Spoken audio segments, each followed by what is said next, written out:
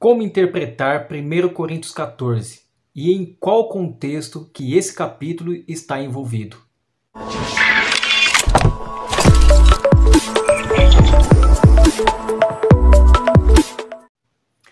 Olá pessoal, seja bem-vindo ao Contexto Bíblico. Meu nome é Éder. No vídeo de hoje nós vamos analisar 1 Coríntios capítulo 14. Eu quero confessar para vocês que esse está sendo um dos vídeos mais difíceis da gente fazer para poder analisar esse texto. É um texto difícil, um texto de Paulo. E em 1 Coríntios 14, Paulo continua a discutir os dons espirituais, estabelecendo ali então um contraste entre falar em línguas e profetizar. Então haverá uma necessidade, eu achei sim melhor, de nós dividirmos este capítulo 14 de 1 Coríntios em 3 partes. Basicamente ali nós vamos analisar do verso 1 até o verso 9, depois do verso 10 ao 19, depois do verso 20 ao 40. Hoje nós vamos ver em qual contexto que esse 1 Coríntios 14 está inserido. Lembrando que o 1 Coríntios 14 é uma continuação da carta. Nós vimos em acho que 2 vídeos anteriores, a gente analisou 1 Coríntios capítulo 12. Nós vimos ali o contexto, Nós vimos ali a questão dos problemas que a igreja estava tendo, E vários problemas que a igreja estava passando. E Paulo houve essa necessidade de escrever ali para os irmãozinhos irmãozinhos lá de Corinto, na igreja de Corinto, as dificuldades que eles estavam tendo e os desejos que eles estavam tendo, até bem intencionados, Enfim, talvez alguns sim, alguns não, algum querendo se aparecer, enfim, nós não sabemos o motivo exatamente. Mas ali Paulo começa a escrever aquela carta, Então, 1 Coríntios, a primeira carta aos Coríntios, Então tem todo ali o contexto, e nós já analisamos um pouco o capítulo 12, você pode ver aí, acho que foi o primeiro vídeo, o segundo vídeo, acho que se não me engano o segundo vídeo da parte 2 do Dom de Línguas. E aí, então, chegamos aqui em 1 Coríntios 14, tá bom? Então vamos ver aqui algum contexto. Você aí que ainda não é inscrito, se inscreva no canal, porque os vídeos vão saindo aí e você vai aí ser notificado das novidades que vão saindo. E tenho certeza que você vai gostar, você vai compreender bem melhor os textos bíblicos, você vai compreender melhor a dinâmica de como interpretar a questão dos textos, principalmente esses textos aqui, que ele é mais difícil de você interpretar, porque você precisa fazer uma exegese do texto, você precisa analisar o contexto, Então hoje aqui nós vamos analisar alguns contextos. Na verdade, nós não vamos entrar no texto em si, A partir do próximo vídeo, aí sim nós vamos começar a ler o texto. 1 Coríntios 14, a partir do verso 1, vamos analisamos os textos ali, os versos, Vamos analisando o que Paulo estava querendo falar a respeito da questão ali desse contraste que ele faz entre dom de línguas e profetizar. Vamos procurar entender aí dentro das escrituras, dentro do seu contexto, lógico, o que Paulo realmente estava falando. De repente, você estava entendendo esse texto errado até hoje. Então fica até o final do vídeo, E assista outros vídeos também para que você possa compreender. Tá ok? Então é o seguinte, o primeiro ponto que eu quero mencionar aqui com vocês, do contexto do 1 Coríntios 14, é a questão aqui que havia um problema nessa questão, principalmente na questão de dom de língua. Então, se você olhar toda a Bíblia, se você olhar ali Atos 2 e outros textos que vai mencionar a questão de dom de línguas, outras línguas, você vai ver que lá não teve problema, mas aqui o dom de língua estava trazendo problema para a igreja. Veja bem, lá em Atos capítulo 2, depois nós vamos estar repetindo isso, mas em Atos capítulo 2, O dom de língua fez o contrário, fez o que? Aproximar, unir as pessoas, porque o Espírito Santo une as pessoas. Não cria divisão entre as pessoas, mas ela une dentro de uma comunidade cristã, né? Já aqui, o dom de língua, que supostamente, ou é o dom dado pelo Espírito Santo, estava trazendo problemas, divisão, disputa. Então, Paulo, para a gente entender aqui na questão desse texto de 1 Coríntios 14, Paulo aqui ele começa escrever para resolver esse problema, o abuso do dom de línguas. Ou seja, estava havendo naquela igreja um abuso do dom. Tá? Logicamente, depois a gente vai mencionar mais com detalhes no outro vídeo. Outro ponto também, a questão da ordem do culto. Então estava tendo o quê? Estava tendo uma desordem. O culto estava sendo dirigido com uma total desordem, bagunçado. Então Paulo houve essa necessidade de escrever e explicar essa questão. Outro ponto também, a questão, quando ele vai explicar ali, da questão que quem deve ser edificado. O dom que você recebe, o dom que eu recebo, é para edificar a mim, ou só a mim, ou é para edificar a igreja? Então é outro ponto que Paulo também está explicando. E o último ponto aqui é o contexto, que eu gostaria de demorar um pouquinho mais, é o contexto da própria cidade de Corinto. Então, em relação à cidade, diz-se que a antiga cidade de Corinto ficava no Istmo. Istmo é uma estreita faixa, né, de terra que liga duas áreas de terras maiores, né? Então, essa palavra istmo, então essa faixa de terra que ligava duas regiões, tá? Então, a antiga cidade de Corinto, ela ficava no istmo que une o Peloponeso à Grécia continental. Então, ligava esses dois pontos aí. A cidade estava no limite do sul desse istmo, numa planície, ao pé de uma colina conhecida como Acocorinto. Então essa cidade ficava numa planície, né? Essa cidade ficava numa planície e no pé de uma colina, né? Tá falando aqui, ou no pé de uma montanha, de uma colina, certo? Conhecido como Acrocorinto, em cujo topo dessa colina, dessa montanha, o que havia nesse topo? Havia uma cidadela e um templo. Havia um templo lá, certo? Então a cidade, portanto, era um ponto estratégico, certo? Com um tráfego terrestre entre Peloponeso e a Ática, passando pela cidade. A sua localização, está falando aqui, conveniente entre o Golfo Sarônico, a leste, e o Golfo de Corinto, a oeste do Istmo, e tornaram um centro mercantil para a maior parte do comércio que fluía da Ásia para a Europa e vice-versa. Então, era uma cidade comercial. Era uma cidade costeira. Então encostava as embarcações, se atracava ali as embarcações, né, de mercadorias, muito navios, barco. Então, como era uma cidade costeira, né, se você pode olhar aí no mapa, então a cidade de Corinto era uma cidade costeira ali, né? Então os barcos se atracavam ali, então muitos comerciantes de vários países. Preste atenção nesses detalhes e como é importante nós entendermos o contexto, certo? Então vinha pessoas de muitos lugares, muitos países.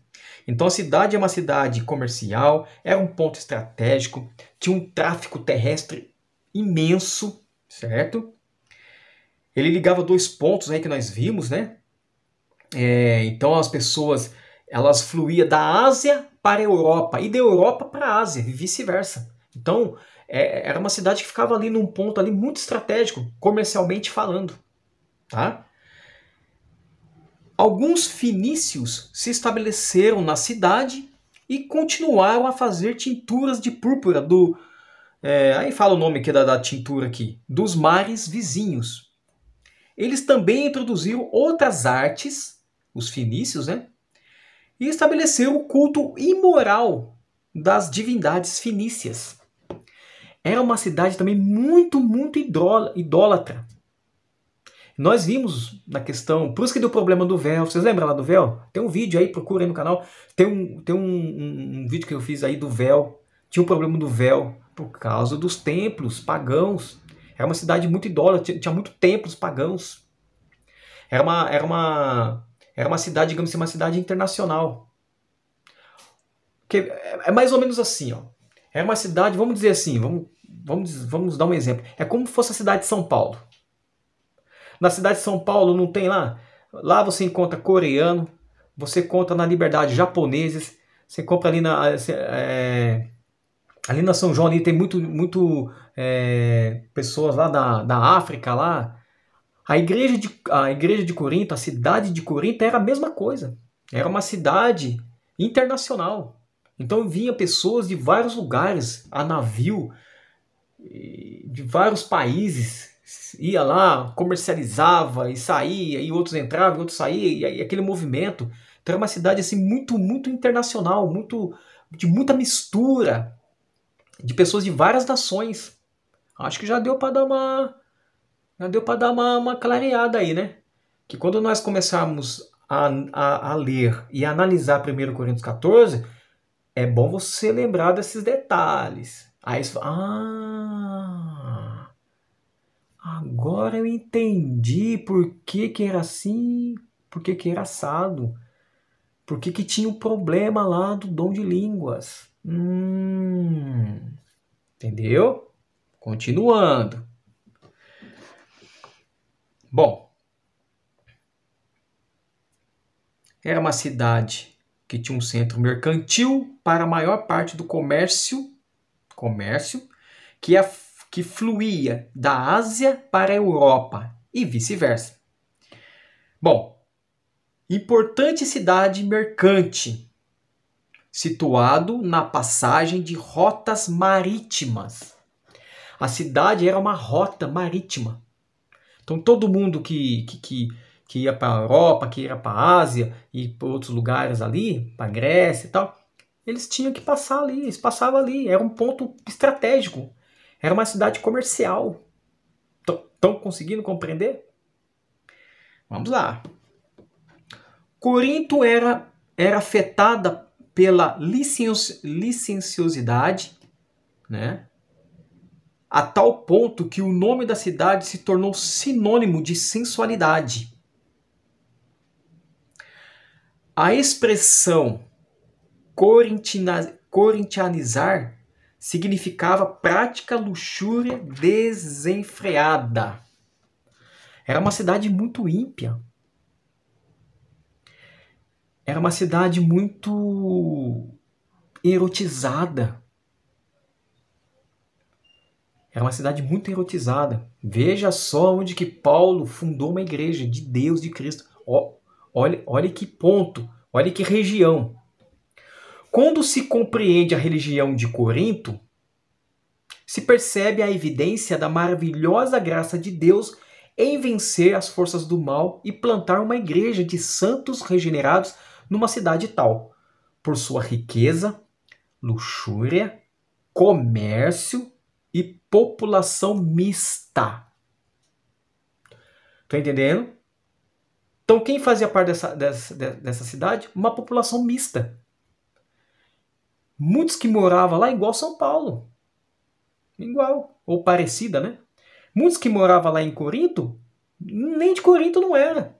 É de outro país, o outro vinha de outro país, outro de outro país, outro país. É uma cidade comercial. Então, aqui está bem claro aqui no contexto histórico, nós estamos analisando aqui o contexto histórico mais histórico. Eu analisei alguns outros contextos, né? Mas assim, eu estou frisando mais esse contexto histórico para poder entender depois quando nós formos entrar assim,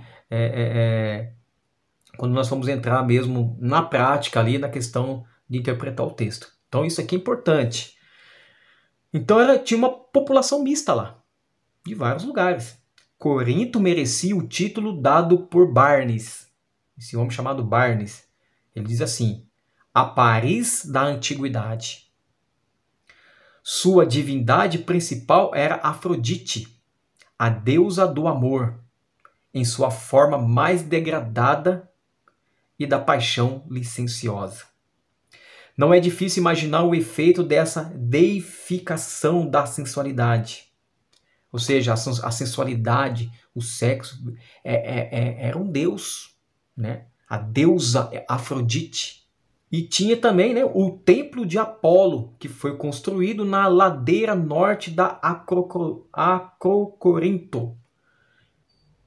Mil lindas jovens oficiavam como cortesãs ou prostitutas públicas diante do altar da deusa do amor. Olha só o nível da cidade. Elas eram mantidas principalmente por estrangeiros. Essas prostitutas que tinha lá, essa deusa, né, era uma estátua, né, a deusa Afrodite. Então, e tinha essas prostitutas, elas eram mantidas pelos estrangeiros. Pessoas mercantes que vinham de vários lugares, e ali fazer comércio, e aí, sabe, né? Uma cidade licenciosa, uma cidade sensual, corria todo tipo de coisa errada ali. Então elas eram mantidas principalmente por estrangeiros, né? Principalmente. E de sua imoralidade a cidade obtinha lucro constante. Era uma cidade que chamava atenção pela sua prostituição, e aí vai, coisas erradas lá. O desafio enfrentado pelo mensageiro do Evangelho na antiga cidade de Corinto é refletido nas seguintes palavras de um senhor chamado Chamberlain. Ele diz assim: se o Evangelho pôde triunfar em Corinto, pode vencer sob quaisquer circunstâncias. Beleza, meu querido? Entendeu um pouco aqui a questão do contexto da cidade de Corinto? Nós vimos o contexto lá de 1 Coríntios 12, você assista aí 1 Coríntios 12, nós vimos ali, a gente mencionou um pouco ali o contexto também. Volto a dizer a vocês, logicamente que aqui nesses vídeos, às vezes o vídeo fica muito longo, então não tem como a gente explorar tudo que é necessário da gente explorar, né? Eu queria explorar sim, tanto é que esse 1 Coríntios 14 eu vou ter que dividir, eu tenho que fracionar ele em vários vídeos, para ficar bem claro, tá bom? Mas esse então, resumidamente, esse é o contexto aqui da carta de Corinto, principalmente ao analisar aqui 1 Coríntios 14, nós precisamos então passar esse contexto para vocês, né? Que era o quê? Como que era a cidade de Corinto, que nós vimos aqui, primeiro ponto do contexto histórico da cidade. E o contexto o porquê que Paulo escreveu. Qual foi o motivo que ele escreveu? Porque Paulo, quando ele escreveu, ele tinha um motivo para escrever. Ele não escrevia à toa. Deixa eu escrever para a igreja isso. Ele escrevia para a igreja porque estava acontecendo algo, né, errado, né, algo que ele deveria corrigir. Então Paulo escrevia. Então, primeiro contexto que nós vimos é a questão do contexto da própria cidade, como que era. E depois lá os irmãozinhos lá, o problema é que era o problema do abuso do dom de línguas. E também na desordem, outra parte que é a desordem das reuniões de adoração, né? E aí Paulo começa a explicar, olha, quem começou a fazer, depois nós vamos ver isso logicamente com mais detalhe, mas ele falou, mas quem que tem que ser edificado? É você ou é a igreja? Tá? E nós vamos analisar isso com muito mais calma. Você, acredito aí que você vai gostar, né? Acompanhe os vídeos aí, que você vai ficar assim impressionado com essas questões. Bom, então é nesse contexto aí que se deve entender a questão das línguas. Esse é o contexto, tá? Então quando nós começarmos a estudar e ler, vai ficar muito, muito, muito mais fácil você entender aí 1 Coríntios 14, tá?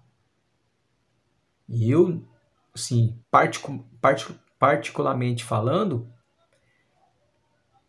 eu acredito que é um dos textos mais difíceis de se interpretar, né? Por isso que Pedro, volto a dizer, Pedro ele falou que Paulo, quando ele escrevia, tinha certas coisas que é difícil de entender. Que é difícil, você precisa analisar, você ter calma, analisar, estudar para. E tem pessoas, né, até bem intencionadas até, né? Pessoas que têm um coração assim puro, né? Sincero diante de Deus, mas às vezes não tem tempo, às vezes não entende essas questões, e às vezes lê ali rapidamente, lê um verso totalmente fora do contexto, um texto fora do contexto, e sai falando por aí. Infelizmente é isso. Tá bom, meu querido? O vídeo de hoje é isso. Se você gostou, você deixa aí seu like, tá? Compartilha aí nas suas redes sociais, compartilhe com seus amigos, tá bom? Nós vamos ficando por aqui e até o próximo vídeo, se Deus quiser. Fique com Deus, um abraço.